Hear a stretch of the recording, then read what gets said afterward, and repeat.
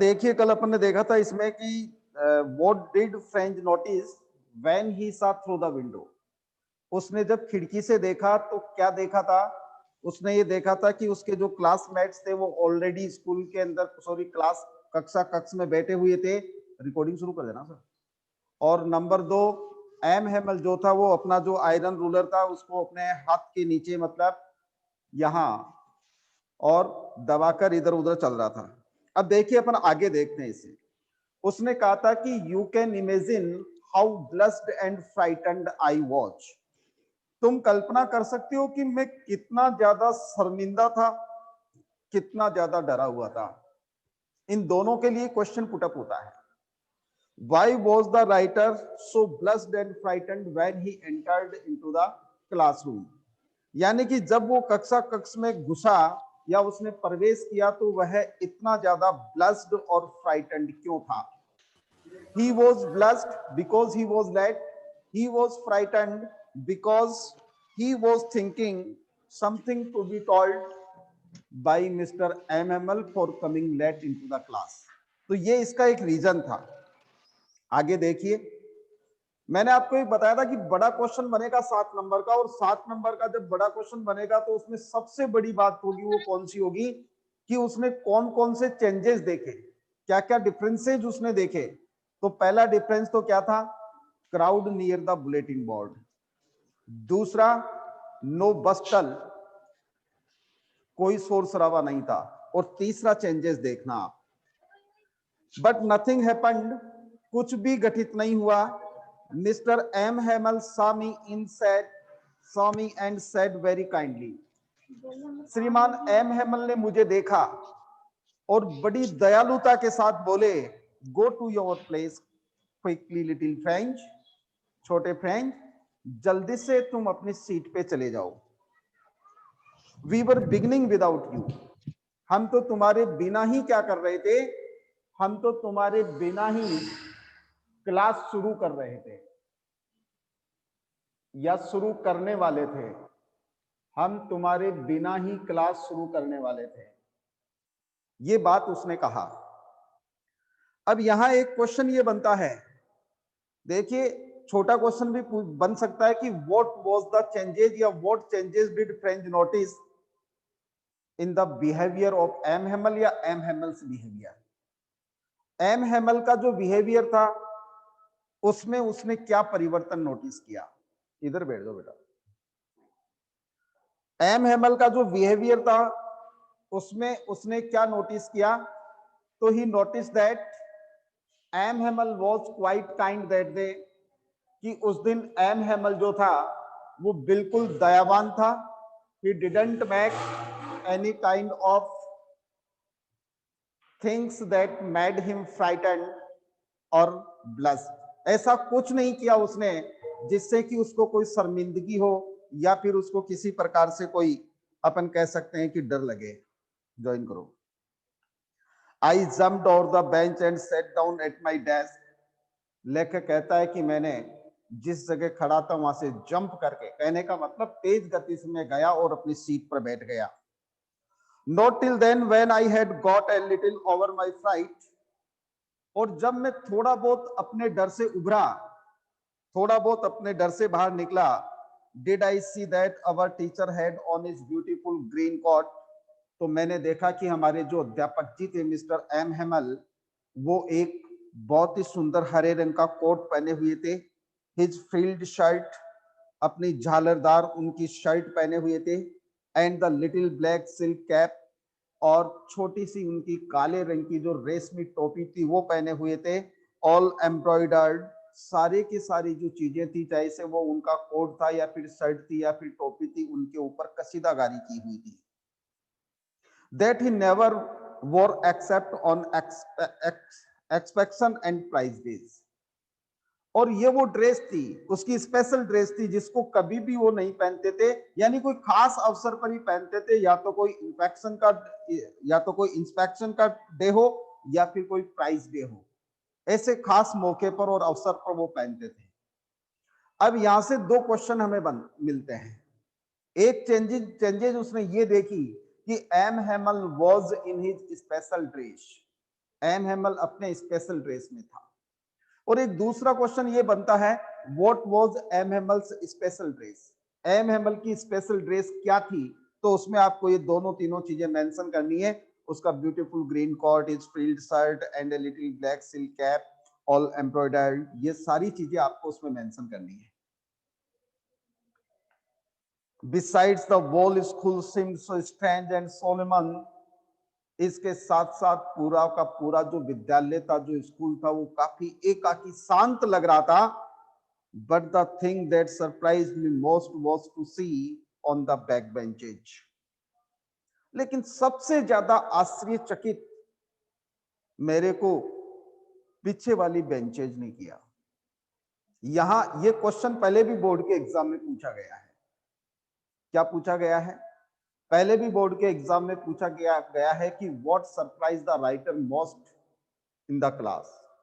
कक्षा में लेखक को सबसे ज्यादा आश्चर्यचकित किस चीज ने किया? तो जवाब होगा द बैक बेंचेज। और यदि ये क्वेश्चन ये हो जाए कि why did the back benches surprise the writer most in the class that day, कि पीछे वाली बेंचेज ने लेखक को उस दिन सबसे ज्यादा सरप्राइज क्यों किया? तो जवाब देखिए, दे वर ऑलवेज एम्प्टी। ये पीछे वाली या बैक बेंचेज हमेशा से क्या रहती थी? खाली रहती थी। ज्वाइन करनी, हमेशा से खाली रहती थी। The village people sitting quietly like ourselves.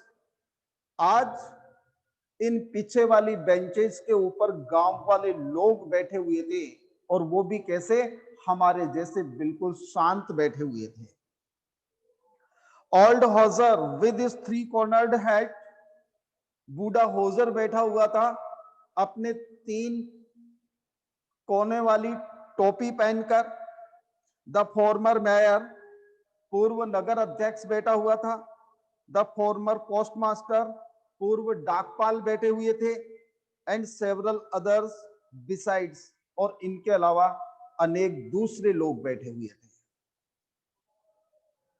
यानी सबसे ज्यादा आश्चर्यचकित करने वाली बात यह थी कि जो लेखक था हमेशा जब क्लास में जाता था तो बैक बेंचेस खाली रहती थी क्लास की, लेकिन आज वो इसलिए आश्चर्यचकित था क्योंकि उन बैक बेंचेज के ऊपर गांव वाले लोग बैठे हुए थे, और वो भी कैसे बैठे हुए थे? बिल्कुल शांत बैठे हुए थे, बिल्कुल शांत बैठे हुए थे। एवरीबडी लुक्ड सैड, जितने भी लोग बैठे हुए थे सबके सब दुखी प्रतीत होते थे, दुखी दिख रहे थे। And hosier had brought an old primer. Primer का मतलब होता है बेटा बाल पोथी, पहली कक्षा की पुस्तिका। जब बच्चा पहले पहले बार स्कूल जाता है तो उसे वर्णमाला सीखने के लिए, काउंटिंग सीखने के लिए जो फर्स्ट टाइम उसको बुक दी जाती है उसको कहते हैं प्राइमर। होजर जो था वो तो एक पुरानी सी बाल पोथी लेकर आया था। thumbed at the edges and he had it open on his knees, वह उसके पेज पलट रहा था, या फिर मैं ये कहूं कि उसको खोलकर अपने घुटनों पर रख रखी थी। With this great spectacles lying across the pages, और उसका जो बड़ा सा चश्मा था उस बड़े से चश्मे के अंदर से वह उन पेजेस को देख रहा था। While I was wondering about it all, जब मैं इन समस्त चीजों के बारे में आश्चर्य कर रहा था, मुझे लग रहा था, मैं सोच रहा था कि आज ये क्या हो रहा है। पहले तो टाउन हॉल के पास में बुलेटिन बोर्ड के सामने भीड़, दूसरा स्कूल में आज कोई हॉस्टल या बस्टल दिखाई नहीं दिया,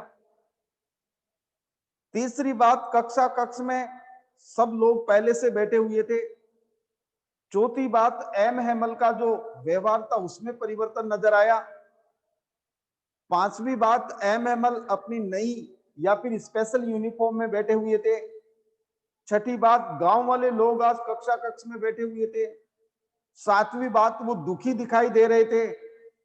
यानी लेखक कोशिश कर रहा था समझने की कि आखिर ये माजरा क्या है, what is the reason for all of these things, इन समस्त चीजों का कारण क्या है।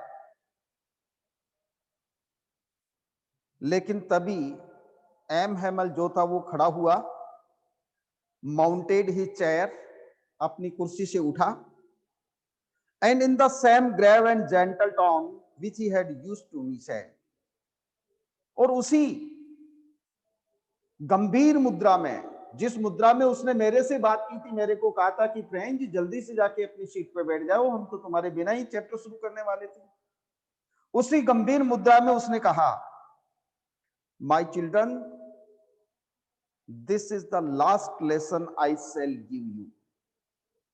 एम हेमल ने कहा कि मेरे बच्चों, आज ये अंतिम पाठ होगा जो मैं तुम्हें पढ़ाऊंगा, यानी मेरी तरफ से पढ़ाया जाने वाला आज का ये पाठ अंतिम पाठ होगा। The order has come from Berlin to teach only German in the schools of Alsace and Lorraine। ये एक बड़ा क्वेश्चन है, यहां से बड़ा का मतलब इंपोर्टेंट, जिसको पहले भी बोर्ड के एग्जाम में कई बार पूछा गया है। पहले मैं क्वेश्चन बता देता हूं क्या होगा। क्वेश्चन ये था कि what was put up on the bulletin board, उस सूचना पट पर क्या नोटिस लिखा हुआ था या क्या सूचना थी उस दिन, कौन सी सूचना लिखी हुई थी, तो ये सूचना लिखी हुई थी। एम हेमल ने बताया, the order has come from Berlin to teach only German in the schools of Alsace and Lauren.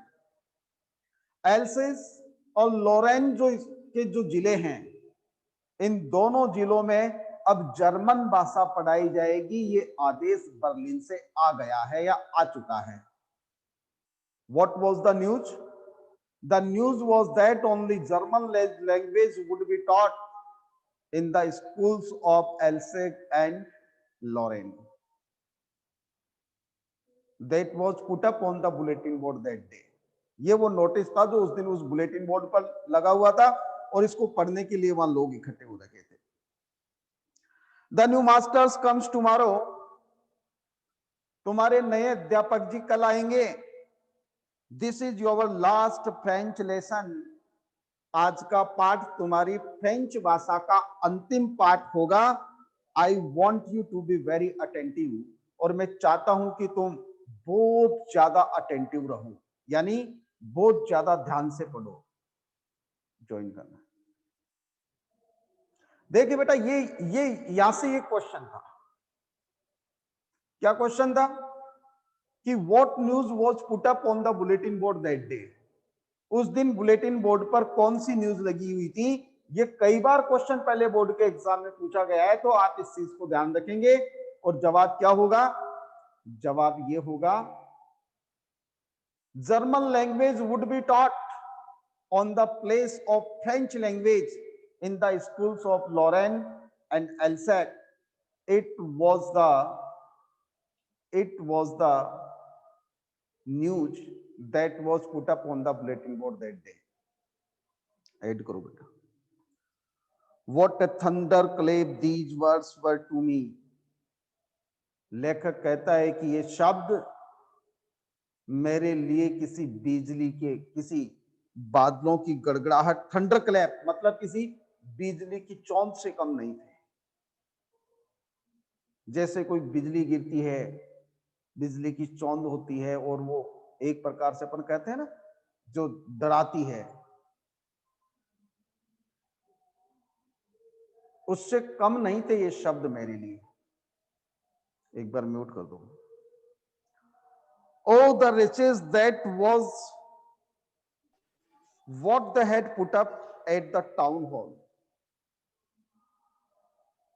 जैसे ही मैंने देखा, सुना, तो मैं तुरंत समझ गया, इसका मतलब उन दुष्टों ने वहां टाउन हॉल पर यह सूचना लगा रखी थी, जिसको पढ़ने के लिए लोग वहां इकट्ठे थे।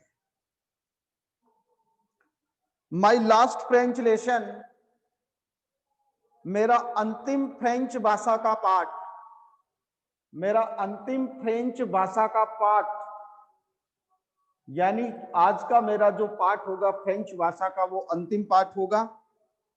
I hardly knew how to write। वह मुश्किल तो मैंने लिखना सीखा है, यानी अभी तो मेरे को फ्रेंच भाषा बड़ी मुश्किल से लिखना आई है। I should never learn any more, अब मैं और ज्यादा नहीं सीख पाऊंगा। आई मस्ट स्टॉप देयर, मेरे को मेरी फ्रेंच भाषा को पढ़ना यहीं रोकना होगा।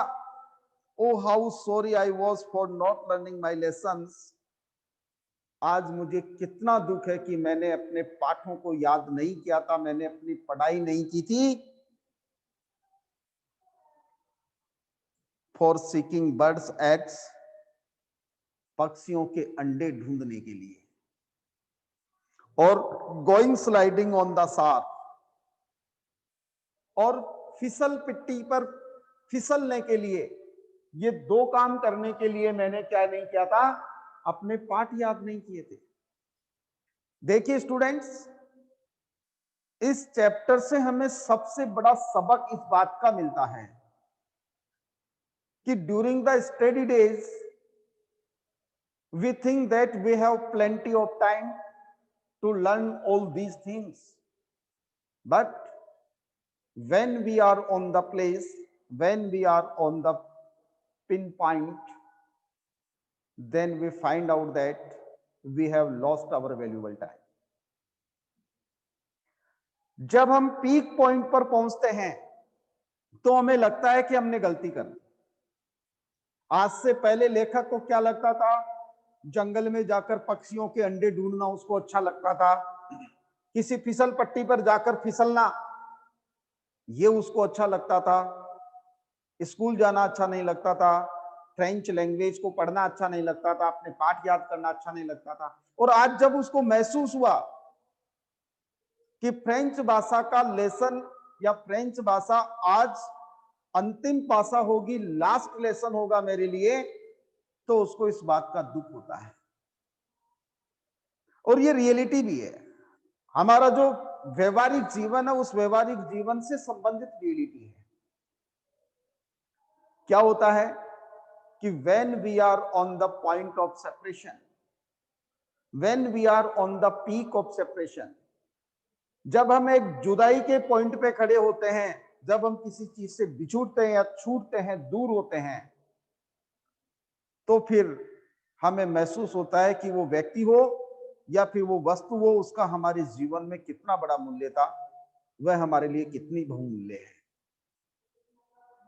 आज लेखक को भी उस फ्रेंच भाषा से लगाव हो रहा है, क्योंकि अब फ्रेंच भाषा उससे हमेशा हमेशा के लिए दूर हो रही थी, इसलिए आज उसको उससे लगाव हो रहा था और उसको दुख हो रहा था। हे ईश्वर, काश पक्षियों के अंडे ढूंढने के चक्कर में और फिसल पट्टी का आनंद लेने के चक्कर में मैंने अपने पाठ याद क्यों नहीं किए। यानी यदि मैं उस समय याद कर लेता तो शायद आज फ्रेंच का नॉलेज मुझे होता, शायद मेरी स्टडी कंप्लीट हो चुकी होती। My books that had seemed such a nuisance a while ago, लेखक कहता है कि मेरी वो पुस्तकें जो कुछ समय पहले तक मेरे को निरर्थक प्रतीत होती थी,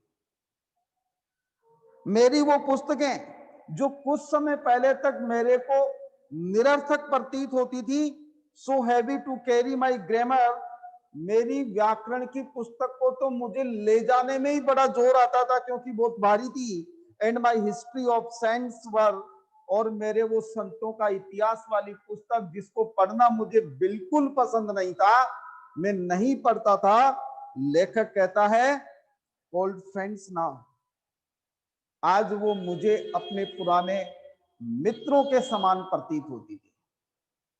जिस प्रकार से कोई मित्र बिछुड़ता है तो मित्र को दर्द होता है, कष्ट होता है, पीड़ा होती है, दुख होता है, उसी प्रकार से जब आज मेरे को पता चला कि अब मैं कभी मेरा वो फ्रेंच में संतों का इतिहास नहीं पढ़ पाऊंगा, अब मैं वो फ्रेंच भाषा की लैंग्वेज ग्रामर को नहीं पढ़ पाऊंगा, तो वो पुस्तकें जो लेखक को बिल्कुल पसंद नहीं थी, आज वो पुस्तकें उसको अपने पुराने दोस्तों के जैसे लग रही थी। मतलब उनसे वो बिछुड़ना नहीं चाहता था, उनको वो छोड़ना नहीं चाहता था।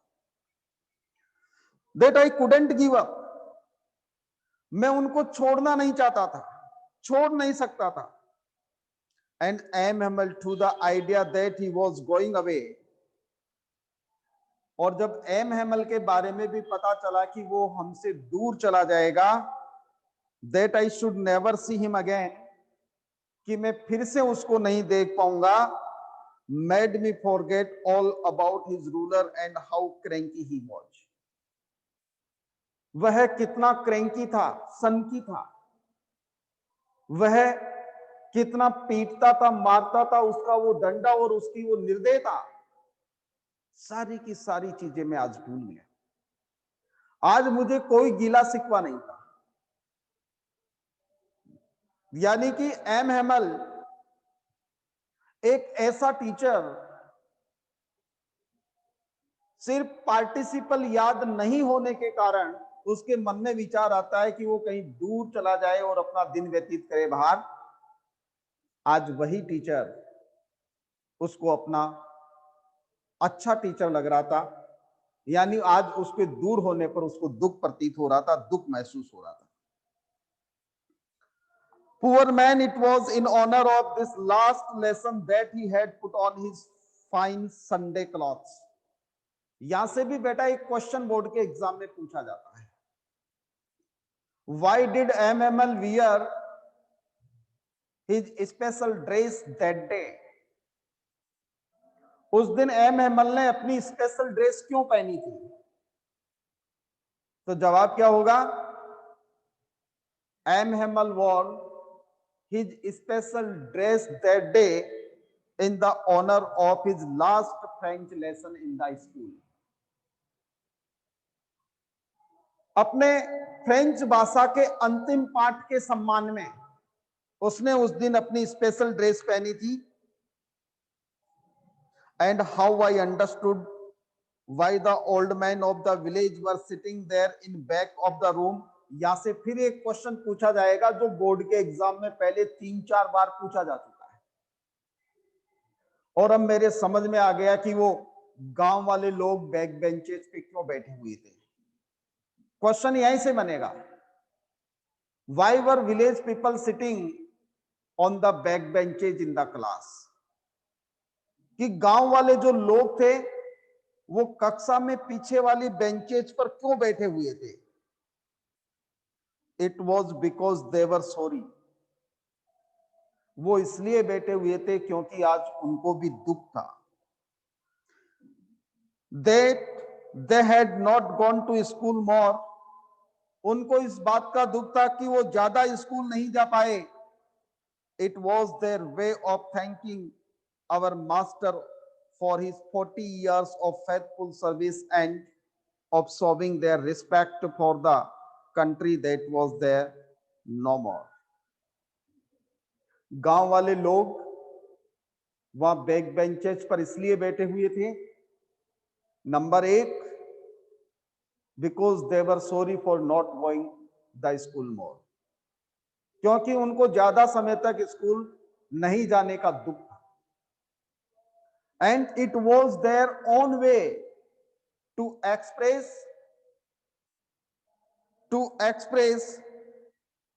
their thanks to Mr. M. Hamel for his 40 years faithful service. और ये उनका तरीका था। एम हेमल को 40 साल की उसकी सेवा के लिए, 40 साल की सेवा के लिए धन्यवाद कहने का तरीका था। तो दो जवाब हमारे पास आए, सॉरी दो रीजन हमारे पास आए। The village people were sitting on the bank benches in the class because they were sorry for not going to school more, and they were there to say thank Mr. M. Hamel for his 40 years faithful service in the village या in the school। और वो वहां back benches पर M Hemal को उसकी 40 साल की सेवा के लिए धन्यवाद कहने के लिए बैठे हुए थे। It was the way to show their respect to their country. ये उनका तरीका था अपने देश के प्रति सम्मान दिखाने का, वो देश जो अब उनका नहीं रहा था। क्योंकि देखिए पर्सिया की जो सेना थी उसने ये जो दो क्षेत्र थे इन दोनों क्षेत्रों के ऊपर कब्जा कर लिया था और अब जर्मन लैंग्वेज पढ़ाने का आदेश उन्होंने दे दिया था क्योंकि वहां जर्मन भाषा चलती थी। तो कहने का मतलब अब वो गुलाम हो गए थे, गुलामी के जीवन में जी रहे थे। या इसको अंडरलाइन कर लीजिए, नेक्स्ट जो वीडियो है उसको अपन नेक्स्ट जो पार्ट है उसको नेक्स्ट वीडियो में देखेंगे। और इसके क्वेश्चन लिखिए आप, और देखिए बेटा क्वेश्चन साथ साथ करना जरूरी है, ये बात आप ध्यान रखना। मैंने पहले भी कहा था बेटा मार्कर लाओ उसमें से, चाबी है रही।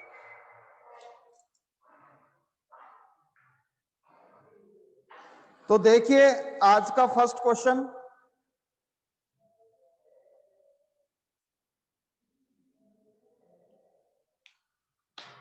चैप्टर को रीड आउट करना है एक बार घर पे। जैसे आप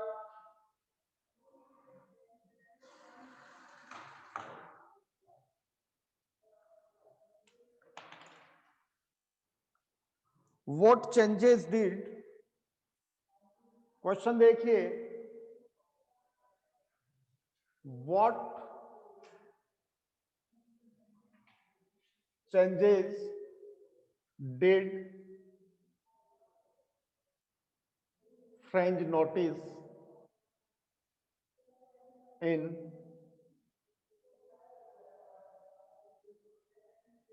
एम हेमल्स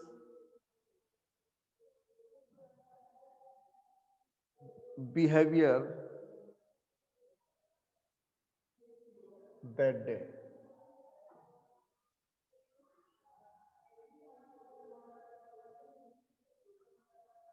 What was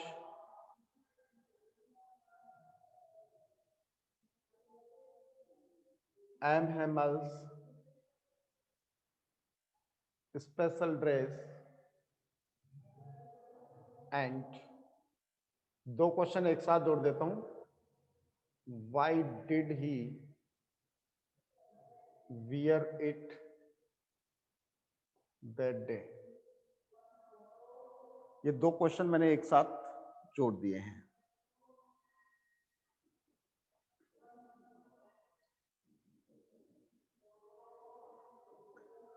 इसके बाद में देखिए question number third, what surprised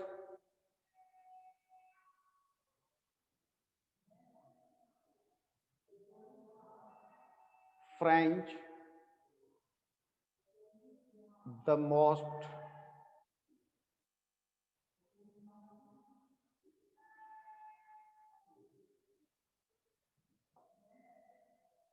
in the class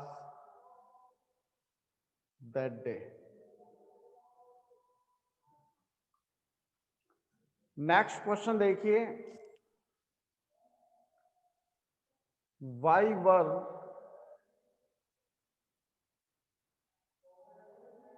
village people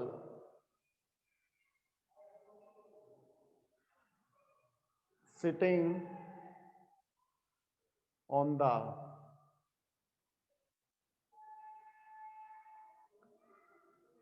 back benches in the class that day?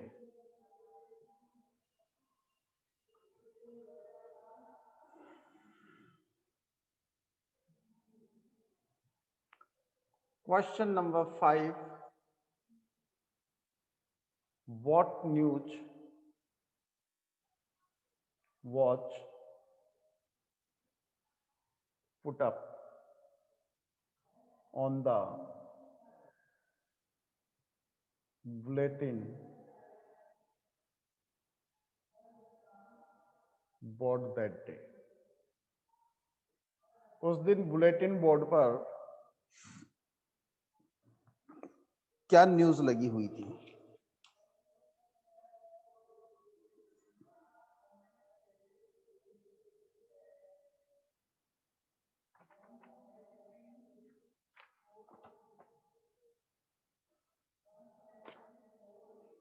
इसके बाद में क्वेश्चन देखिए,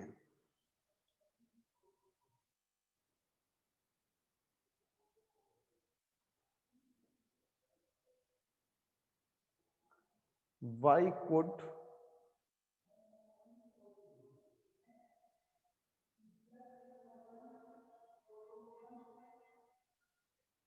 या वाई की जगह अपन हाउ वर्ड ज्यादा बेटर रहेगा।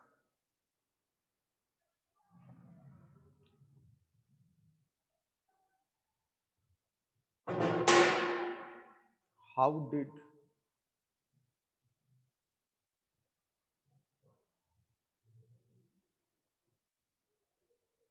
Waste his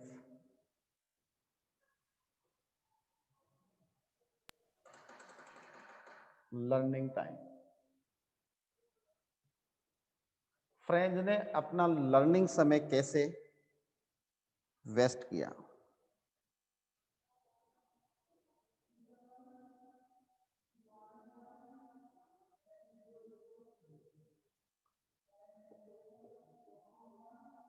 why were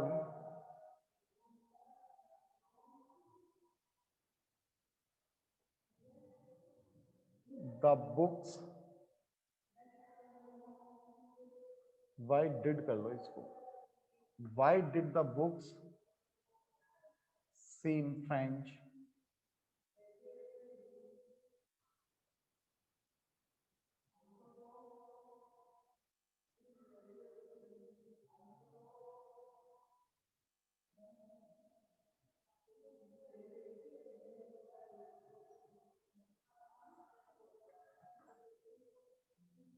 last question, what made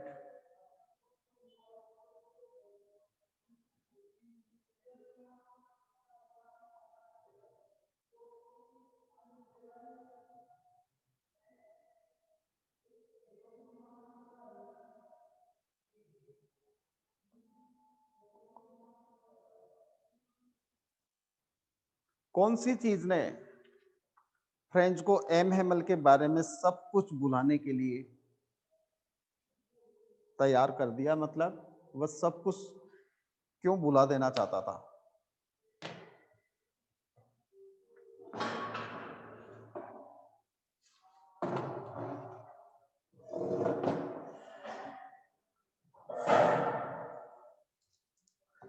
बेटा क्वेश्चन जो है वो अपन को रेगुलर करने हैं, और कोई तुम्हारे डाउट्स हो तो पूछिए।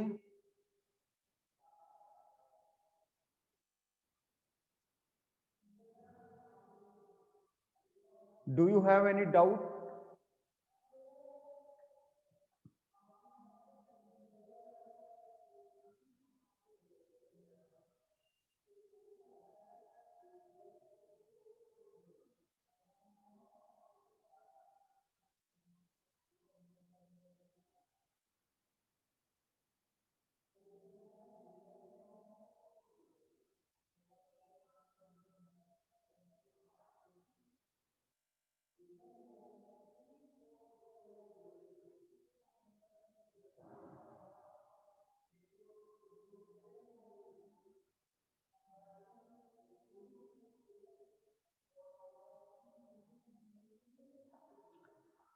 ठीक है स्टूडेंट्स,